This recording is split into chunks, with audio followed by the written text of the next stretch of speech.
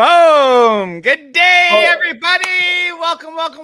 I don't know why it's so dark in my place. It's weird. But anyways, good morning, guys. Welcome to Rise with the Wealth Warriors once again. We have a special guest on today. So go grab your tissues, grab your coffee, because she's going to be an emotional live today. We're bringing on a student who's been with us for quite a bit. He's dealt with some battles. He's dealt with some struggles, but this man is a superhero, guys. Good morning, brother. How's it going today?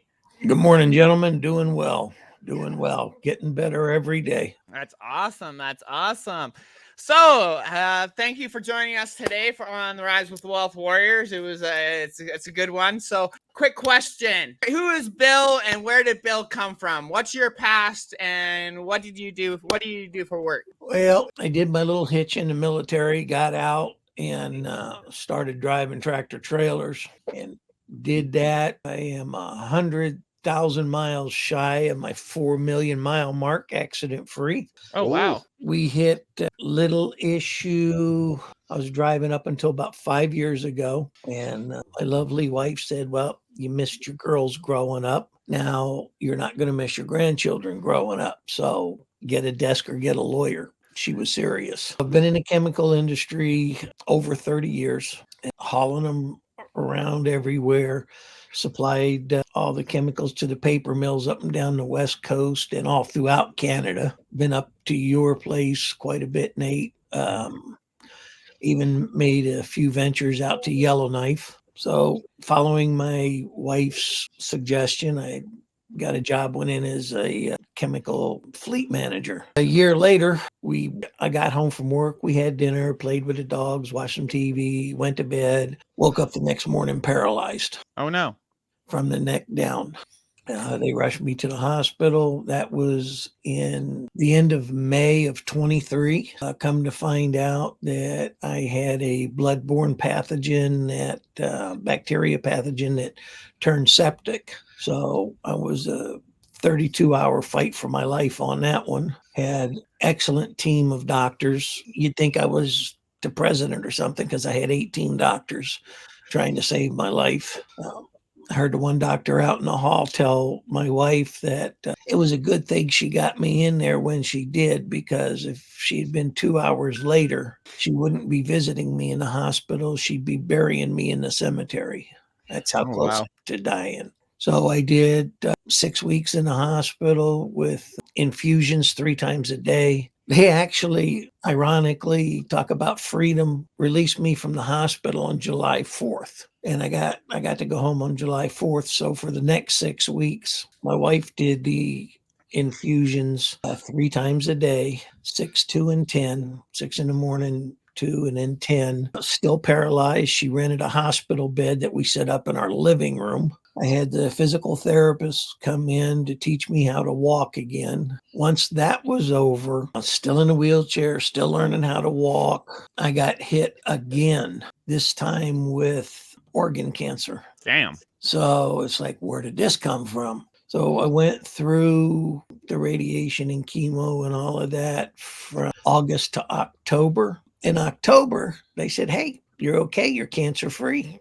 They said that it could come back because of the type of cancer it was. It could come back in as little as 5 years up to 10 years. And I'm thinking, great, fantastic. So then I set to come out here to the East Coast to where I'm at now to help my mother. I had that set for February. So I get out here in February, I get called to do a blood test. I went up to the hospital to do the blood test. And they said, "Okay, we're sending you to the hospital up in Philadelphia." All right, that's fine. They did what they call a PMSA PET scan on me. And they came in and the doctor said, "Well, I've got some not so good news for you." And I was like, "Oh, terrific. What are you throwing at me now?" And he goes, "Well, how do you want it?" He says, "I can, break it down." I said, "Look, I'm a straight shooter. Just give it to me." He goes, "Okay." In as little as 9 days, no more than 9 weeks, if you do nothing, you will be 100% paralyzed, and within 4 months, you'll no longer be with us. And I was like, Damn. what does that mean? He says, you have stage 4 metastatic bone cancer in your spine and also on your left rib cage that has entered your lung. I was like, terrific. And that was during in the middle of you just trying to build your online business, right? Yeah, in November, while I was I couldn't just lay there and do nothing. I could not lay there and do nothing. So I asked my wife to, give me my laptop, and I started scrolling online stuff. I found your guys' mentor and went in with him. I started out with his little profit machine and, did pretty good on that. And then I kept seeing you pop up, and he kept talking about you. And he kept talking about Wealth Warriors. And if you remember, Daniel, I reached out to you and I started with Wealth Warriors. Geez, what was that? February, March, I think. And then it was shortly after that that I got hit with that metastatic bone cancer. They set me up for surgery on April 29th, and it's hard, so give me a minute. They operated April 29th. That was 7 days after he told me I had 9 days to 9 weeks. Went into the hospital, and they sliced open my back, separated the vertebrae, and they went in and they found a very oblong tumor with little tendrils wrapped around my spinal cord. And they took them out. And then I find out that I got pneumonia, which was not a good thing to hear. Apparently, I had that from the last time, not this time. I get out of surgery and I wake up, I look at the clock and it's like, oh, 2:30 in the afternoon. That's not too bad. Go into surgery at 10 in the morning, wake up at 2:30 in the afternoon. I hurt like hell, but that's okay. The nurse came over and she says, excuse me, what did you say? I said, go into surgery at 10:30, wake up at 10 o'clock and wake up at 2:30 in the afternoon. That's not too bad. She says, Mr. Tiemann, it's Wednesday. I went, what? She said, it's Wednesday. I slept for 2.5 days. Oh, wow. I was out cold. Wow. And my wife told me that the reason they did that is because when they brought me out of surgery, which, by the way, went in at 10, actually came out of surgery 9:30 at night that night. She said that the doctors told her they could not give me any pain medication because my blood pressure was too low and my oxygen level was too low. It was too dangerous. It would kill me. Oh, wow. So I think that's why my brain put me to sleep for 2.5 days. And, almost dying the first time, I'm thinking of the family, thinking, I'm the father of 4 girls, 11 grandchildren. I'm thinking about my daughters, thinking about my grandchildren. And the whole time it's like, I can't do this. I got to be here for them. I've got to fight them. And tell you the truth, I was making a good living. We were 6 figures a year coming in on my job, but it was just as stressful to my wife because when I was driving a truck, I was on the road 8 to 12 weeks at a time. I would come home for 4 days and then I was out again for 8 to 12 weeks. So I missed my kids growing up. Go in office as a fleet manager, and my schedule was 5 in the morning to 6 at night, 6 days a week, 7 days a week. Because what my schedule was 12 days on, 2 days off, 12 days on, 2 days off. And in the middle of all that, and learning from you and Nathan, I decided that, I'm a survivor no matter what, and I'm going to survive. So I kicked in high gear. I started in with the Wealth Warriors, and then you two threw me a curveball with Pop, and it's like, I got to do it. I can't help it. I got to do it. And my wife goes, how are we going to do it? I don't care. I don't care. She goes, honey, you haven't worked since May of 23. I said, we got credit cards. And that's kind of what we were living on. And so I got into Pop. And then I was kind of working from home a little bit. And I just decided one day, that's it. And Nate, I think I told you, I quit my job. I can't do it. So for me, it was this 100% or not at all. And I couldn't split my time anymore. And you guys have been the absolute best. The coaches have been wonderful. The community has been wonderful. The support from this community has been absolutely fantastic. I get messages and emails, don't give up, don't fight. We got your back. I'm here. Daniel, you and Nathan repeatedly, I got your back. You got this. You can beat it. Well, it was 2 weeks ago, I finally got the phone call that I am 100% cancer free. So backing of Congratulations. Yes. and this community pushing me and my family's support, I beat it. I said I was going to beat it and I beat it. The only thing that still got me, and I'm hoping, and by the grace of God, it'll come back, is my voice, because I go from a nice baritone voice to a scratchy old man. But I'm alive. What was that inspired you to take on that extra challenge, even with the massive challenges going on in your life at the time? Well, like I said, I miss my daughters growing up. And I know how that is. a lot of, yeah, I bet you do, hauling logs. I missed my daughters growing up. My wife told me I wasn't going to miss, the grandkids growing up. And I wasn't kidding when she said, you've got two choices, get a desk or get a lawyer. I kind of laughed at her. I said, yeah, I know. She handed me an attorney's card. I went, oh, you're serious? She said, yeah. So, like I said, I got the desk job, but the hours were just as bad. 12 days on, 2 days off.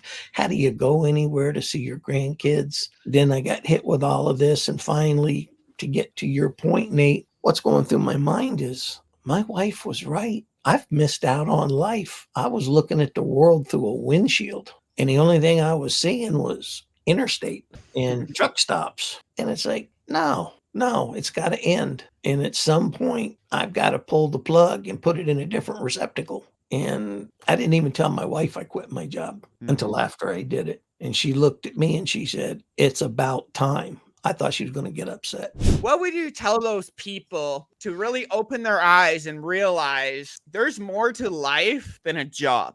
I spent decades away from my family, making somebody else very wealthy. I come up and I look around and just think, come home one day and all of a sudden your oldest daughter saying, hey, Dad, can you be home in 2 weeks? I'm getting married. It's like, we're just learning how to talk a week ago. Now you're getting married. What happened? A little exaggerated, but that's how fast time went by. That's how quickly I missed life. It literally just flew by. I drove right through it. I like now, when I first started, I was putting in 8, 9, 10 hours a day with this by choice. You and Daniel both said, you don't have to, a couple hours here, a couple hours there, 3 or 4 hours, get your sea legs or whatever you need under you. But I put in hours. But when I was done, my family's right there. I'm not crawling in a sleeper. I'm not, worrying about electronic logbooks, which it's a whole new story in itself. Electronic log. If you're going to do something, and you're going to do something for yourself, if you're going to do something for your family, whether it's Wealth Warriors and Pop or some other online venture, do it. Don't continue making somebody else wealthy. You can match and even beat your income. You can have more free time with your children, with your family. You don't have to work as hard. You're already using your brain at work. So use your brain for yourself. Why didn't you retire, right? Rather than start your online business? Was it because of money, or is it just because you need something to do? No, it definitely at first was not because of money. Because like I said, we were in the mid 6 figures and we were doing well. Fortunately, we were not paycheck to paycheck. I had a nice savings and everything set up. That kind of disappeared a month or 2 ago. We went through it because my wife said, well, if you're going to do this full time, pay off the credit cards. And it's like, okay, that's going to drain the bank account. She goes, yeah, but you don't pay interest. Okay, you're right. So, we did that. But to your point, Nate, was I wanted to do something for me. I wanted to do something that I wanted to do. And I hung a little card sign up in front of my computer. And I started out, and then when I was getting ready to stop, I was like, okay, well, this is enough. And I'd look up at that card, and it was a note to myself.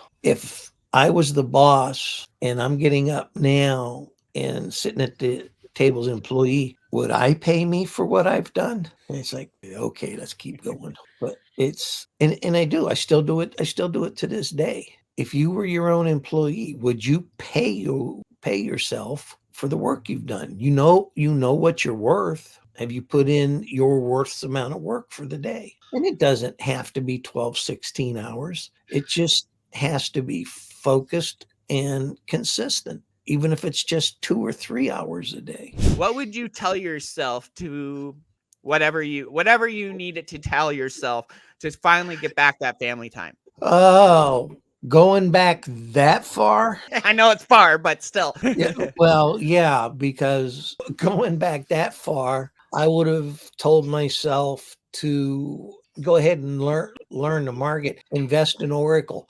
invest in Microsoft. Apple wasn't around yet.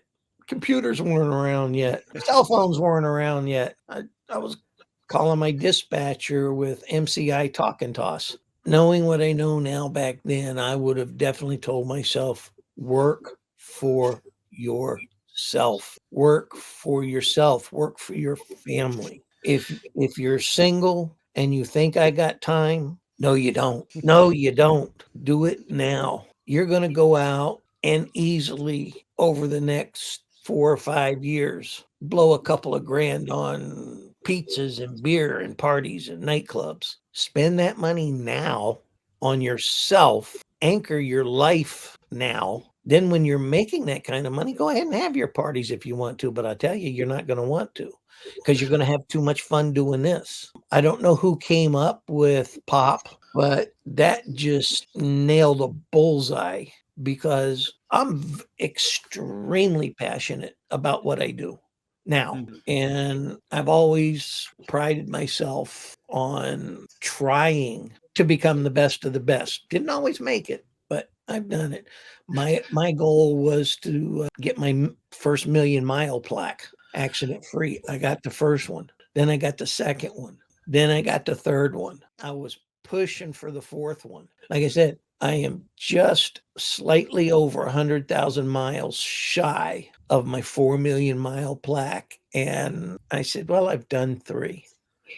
100,000 miles, you can do that in a couple of weeks, couple of months, whatever. But no, now's the time for me. I waited too long. And I don't say I waited too long because I'm about to die, because I already beat that little bugger. I waited too long because I missed my children growing up. I missed the traveling I wanted to do. And if you think driving a truck, you get to see the world, yeah, through a windshield on an interstate in bumper to bumper traffic in different cities. You got the government breathing down your back no matter what you do. There's no time to sightsee. If those There wheels is no aren't time to turning, you ain't making money. So what would you say to those people who have a young family to raise but still living paycheck to paycheck, and the 9 to 5 salary is never enough to catch up with the bills?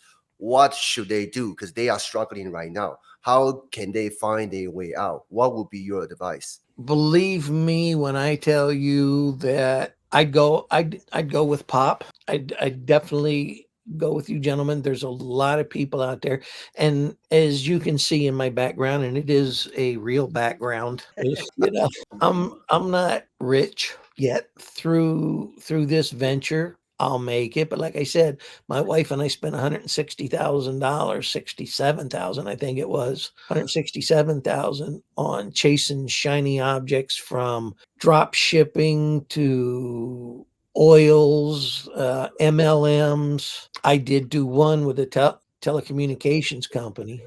It's like, hey, this is great. I was their youngest executive director ever, and I was doing that while I was driving. Nice. And that was easy, because that's back when they were selling minutes for different prices. I hooked up with a company, and out there with truck drivers and truck stops, oh, what do you cost to do that? Here, have this. Here, buy that. Here, try this. And they all jumped. I did good till that company got sued. and went under. So it's like, all right, I know this stuff works. So my wife and I went down and we found a lot of gurus. Now, in all fairness, and this is not an insult, I do not look at Daniel and Nathan. I do not look at you two as gurus. Good. We are not. We're Ordinary not. dad, We're just yeah. ordinary dads. What has been your biggest challenge in the online space? Oh, that's a good one. Knowing where to start. Like you said, don't just go out there and run ads, which by the way, I don't run ads. Don't go out there and run ads and hope to get something, because people don't buy products, people buy people. People buy people. And the hardest learning curve for me was, where do you start? How do you tell people who you are? What, do you start at the end? Do you start at the beginning? I've had a couple of DMs that go on, if you're so real, show me your income. And my response is, I'm not a guru. I'm not going to show you anything. If you have questions, I'm here to help. I'm here to answer. And it's just knowing where to start. That's the biggest learning curve. And to be honest, this segment today, I was up all night long. Oh, no. What am I going to say? What are they going to ask me? What? And I got Nathan going, just relax, be yourself.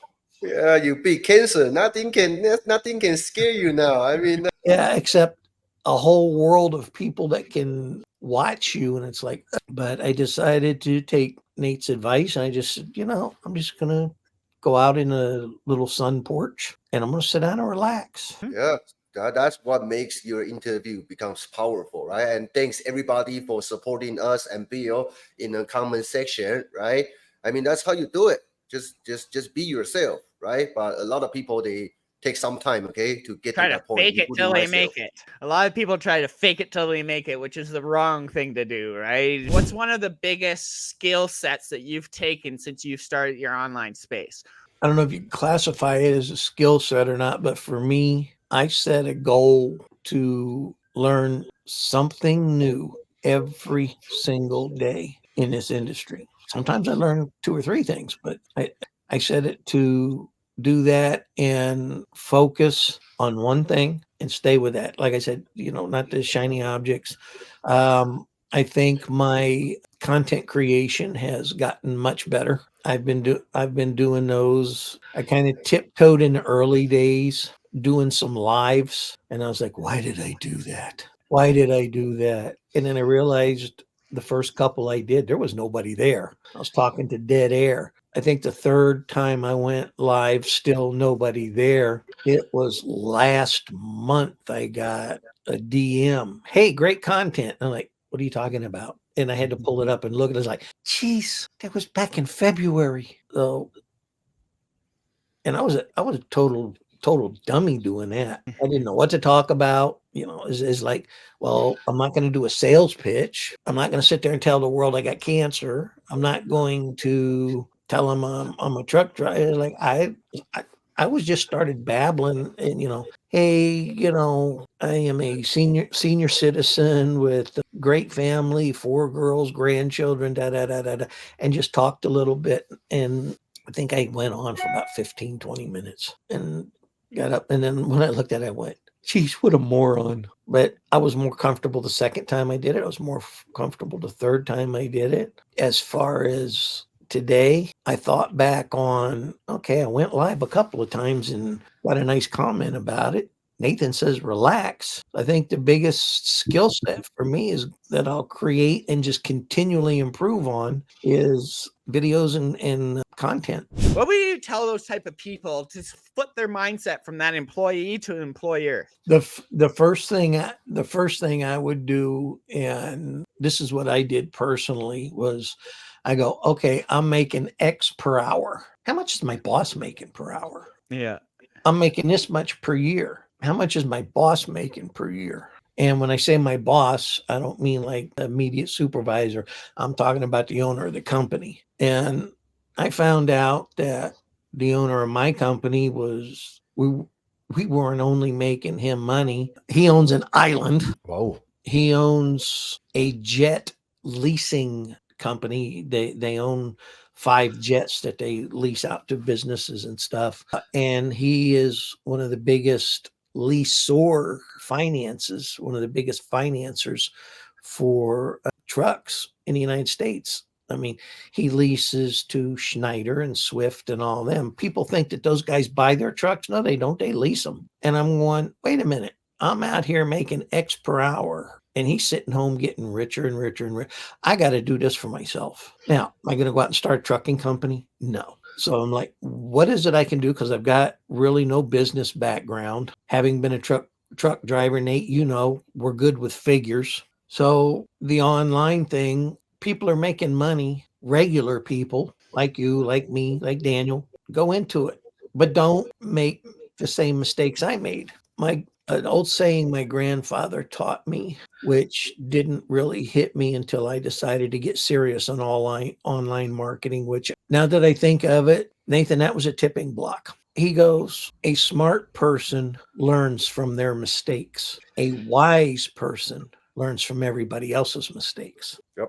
And it hit, and it's like, okay, if there's people out there that have quit their job, they're making money, they're doing it online, a lot of them in my shoes, they got the technical expertise as an ant. I'm going to work for myself. And I started it in a hospital bed. I started this in a hospital bed.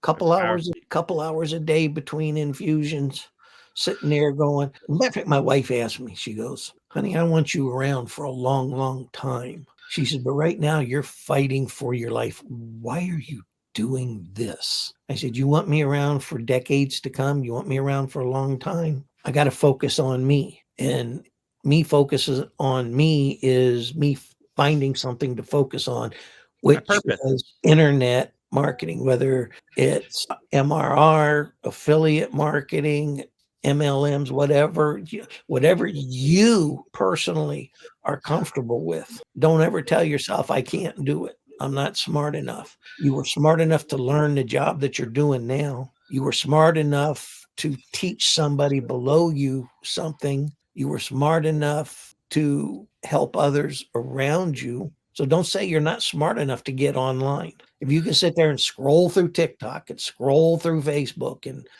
watch funny cat videos, I did that. Spend that time on yourself. Spend that time improving yourself. If you learn that, you can learn this. Once you learn this, there's no stopping you. That's beautiful. So, Bill, I want to say thank you for coming on here. I got a few things I got to get done. Daniel's got some things to get done, and so do you. I want to say thank you all.